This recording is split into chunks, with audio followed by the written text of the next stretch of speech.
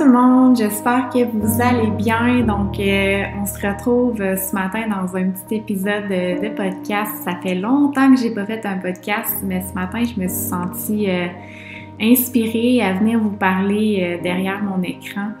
Suite à une rencontre que j'ai eue avec une cliente que j'ai en ce moment en mentorat d'affaires, j'ai pensé que vraiment les discussions qu'on a eues ensemble pourraient être bénéfiques pour vous aussi. Donc, j'ai eu envie de venir vous partager un petit peu les constats qu'on a faits. Dans le fond, ça fait quelques semaines, ça fait 10 semaines en fait que je suis cette cliente-là.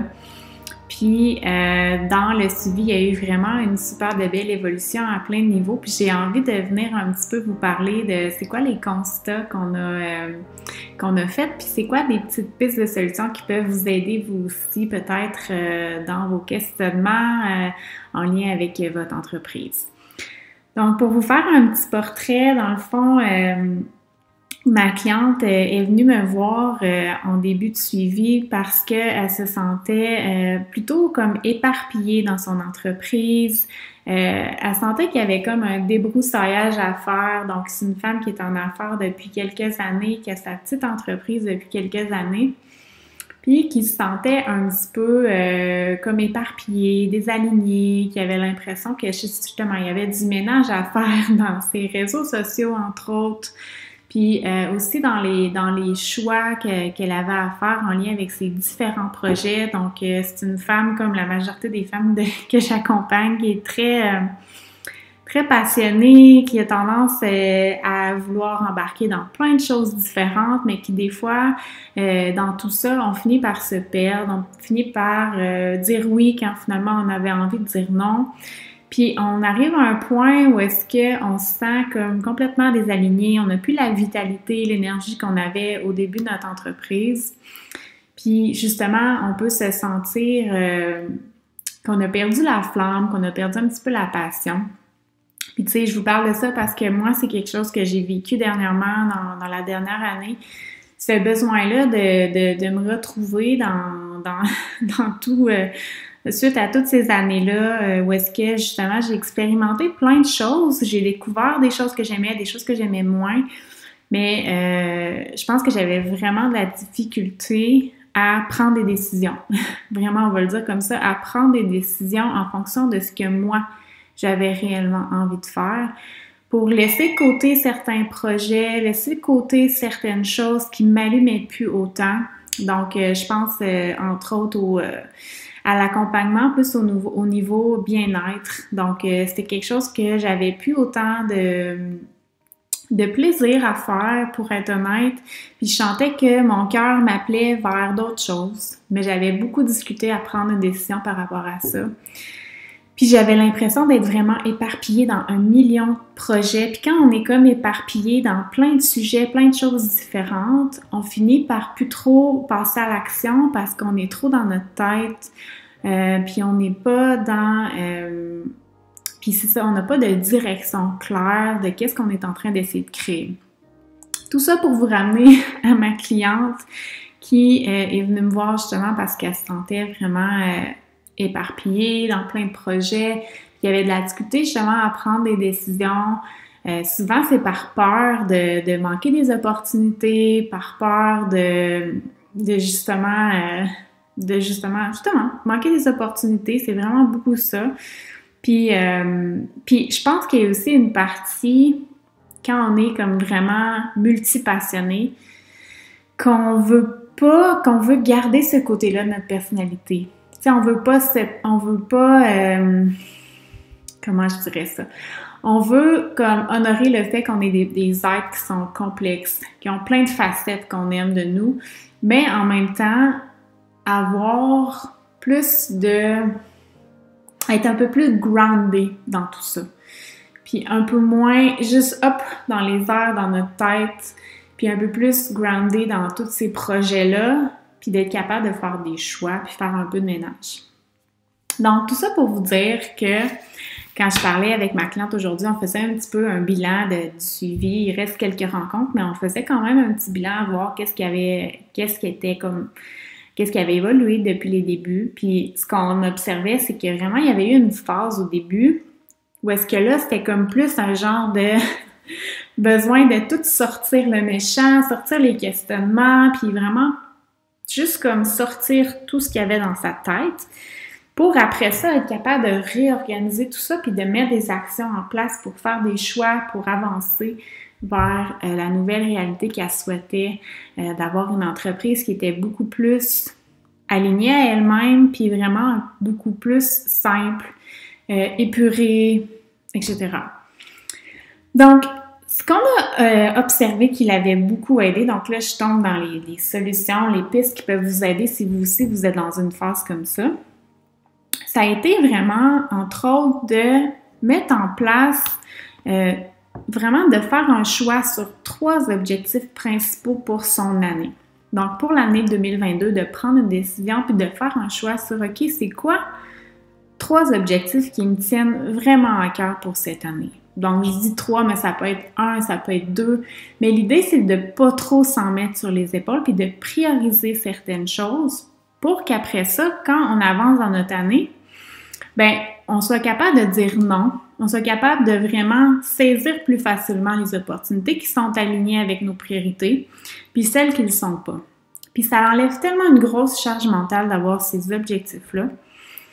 Parce que aussi, on sait, puis on sent que on avance, puis comment je dirais ça, qu'on va réussir à se rendre au bout de ces objectifs-là. Puis on va pas juste faire 1 million de choses puis finalement rien accomplir. On va faire juste 3 choses, mais on va bien les faire, puis on va prendre le temps d'aller à fond dans ces choses-là, d'aller au fond de ces choses-là, puis de faire les actions qu'on a envie de faire. Fait que ça, c'est un des éléments qu'elle me partageait, qu'elle sentait qu'il l'avait beaucoup aidé. Puis moi aussi, c'est vraiment quelque chose qui, moi, m'aide énormément dans mon entreprise, de faire un choix en début d'année sur c'est quoi 3 objectifs que j'ai envie d'accomplir pour l'année. Puis c'est en lien avec mon entreprise, mais c'est aussi en lien avec ma vie personnelle parce qu'on peut pas mettre de côté notre vie personnelle. Donc ça, c'est quelque chose que je vous invite à faire, de vraiment réfléchir à dire c'est quoi 3 choses qui sont vraiment importantes pour moi cette année que j'ai réellement envie d'accomplir. Puis qu'est-ce qui m'excite aussi? C'est super important que ce soit des objectifs que vous avez envie, sur lesquels vous avez envie de travailler. Après ça, l'autre truc qu'on a observé, c'est que ma cliente, elle a commencé à prendre plus de temps pour elle. Donc ça, c'est un élément qui a l'air tellement banal, mais qui est tellement important comme entrepreneur quand on embarque dans la roue de l'entrepreneuriat. On peut vraiment devenir hyper focus sur la réussite de notre entreprise, puis perdre de vue un peu le plaisir, puis de plus trop se permettre de faire des choses juste par pur plaisir parce qu'on a envie de les faire puis que ça nous fait du bien. Puis pourtant, c'est tellement la clé, une des clés au succès, de se sentir bien, d'être dans le plaisir.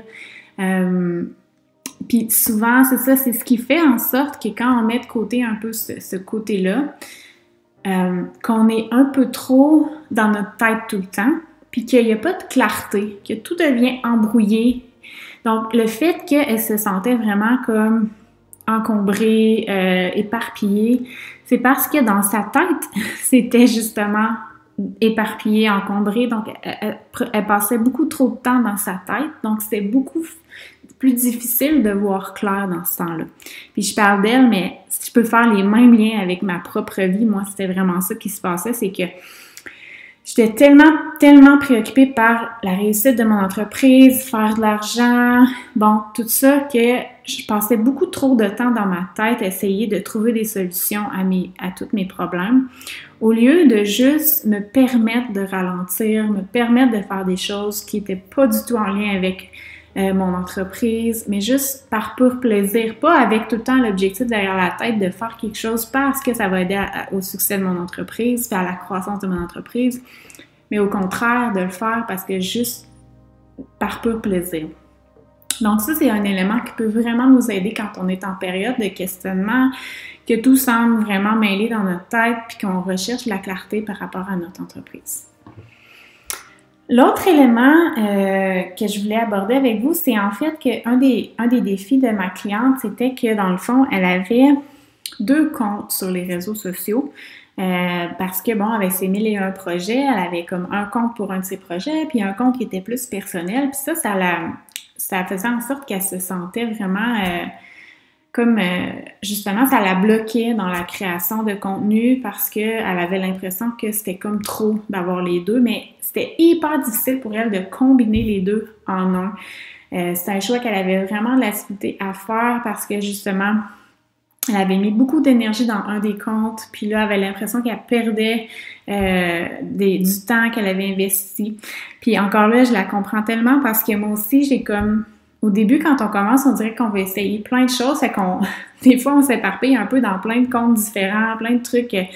C'est bon, on a une chaîne YouTube, un podcast, un groupe Facebook, une page Instagram. Tu sais, on peut arriver à un point où est-ce qu'on a comme tellement de choses en même temps, mais que là, ça devient épuisant, puis on n'a plus le goût de partager sur ces plateformes-là parce qu'il y en a trop, puis on ne sait plus quoi partager sur quelle plateforme, tout ça.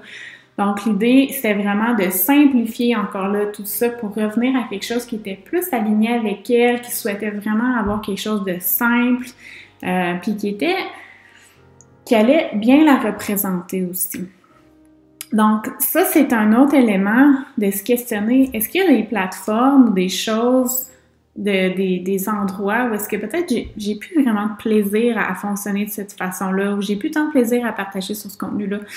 Puis pourquoi est-ce que en ce moment, je me permets pas de juste faire ce que j'ai envie de faire, puis partager sur les comptes, dans les endroits où est-ce que j'ai plus envie de partager, puis fusionner peut-être des choses, puis voir comment je me sens là-dedans. Tu sais, c'est vraiment ça qu'on a réalisé avec ma cliente, c'est que elle avait super peur de faire ce changement-là, puis quand finalement elle a fait le changement puis qu'elle a fusionné ces deux comptes, elle s'est sentie tellement libérée, tellement heureuse de ce changement-là. Mais des fois, je pense qu'il faut juste passer à l'action. Il faut juste le faire, puis voir comment on se sent. Puis après, au pire, on peut réajuster des choses si ça s'est pas passé comme on voulait, puis qu'on réalise d'autres choses. Mais des fois, on peut vraiment tomber dans l'inaction par peur du changement. Mais c'est souvent dans l'action que la clarté vient. Donc voilà, ça fait le tour pour l'épisode d'aujourd'hui. Donc j'espère que ça vous aura peut-être allumé une petite lumière à l'intérieur de vous, que ça vous aura peut-être donné envie de changer quelques trucs, de passer à l'action un petit peu plus dans votre entreprise. Si jamais vous avez des questions suite à cet épisode-là, n'hésitez pas à m'écrire, ça va me faire super plaisir d'approfondir le sujet avec vous. Sinon, pour terminer, donc si ça vous intéresse, je vais vous prendre quelques temps pour vous parler de mon mentorat d'affaires. Si ça vous intéresse pas, on se dit à une prochaine fois. Merci beaucoup d'avoir été à l'écoute. Donc voilà, je voulais juste prendre quelques instants pour vous parler de mon mentorat d'affaires qui est actuellement où est-ce que j'ai 3 places disponibles pour débuter dans le mois de mars. Donc, c'est un mentorat vraiment qui s'étale sur du long terme. Donc, c'est au total 16 rencontres ensemble. Puis, comme je le disais un petit peu quand je parlais de ma cliente tantôt, j'ai vraiment choisi ce format-là plus long terme parce que pour moi, pour créer un changement durable, c'est super important de se laisser le temps nécessaire pour que ce changement-là s'opère, puis que justement, il y ait ces périodes un petit peu des fois d'incubation, un petit peu plus au début, puis qui après ça laisse la place à vraiment la mise en action, puis vraiment là, les changements qui émergent de ça. Donc, si jamais c'est une approche qui vous intéresse, que vous aimez mon énergie, que vous avez envie d'en savoir plus, donc je vous invite à aller voir sur mon site web. Tous les détails sont là sur www.simplylavie.ca. Donc, c'est sous l'onglet Services. Vous cliquez sur Mentorat d'affaires minimaliste, puis vous allez avoir tous les détails. Comment ça fonctionne? C'est que je vous invite à prendre un appel d'introduction si ça vous intéresse. Puis dans cet appel-là, on prend le temps vraiment d'évaluer vos besoins, de voir si je suis la bonne personne pour vous accompagner. Donc, c'est super important pour moi de prendre ce temps-là pour m'assurer que vraiment qu'on débute sur une bonne base ensemble, puis qu'on est vraiment là, que je suis la bonne personne pour vous accompagner, puis que je vais pouvoir vous aider dans vos objectifs. Donc voilà, si jamais ça vous interpelle, n'hésitez pas à aller voir, n'hésitez pas à m'écrire si vous avez des questions aussi sur mon mentorat, vous pouvez m'écrire sur Instagram, en message privé, vous pouvez m'écrire par courriel, ça va me faire super plaisir de répondre à toutes vos questions. Sinon, merci beaucoup d'avoir été ici, puis voilà, on se revoit dans un prochain épisode. Bye tout le monde!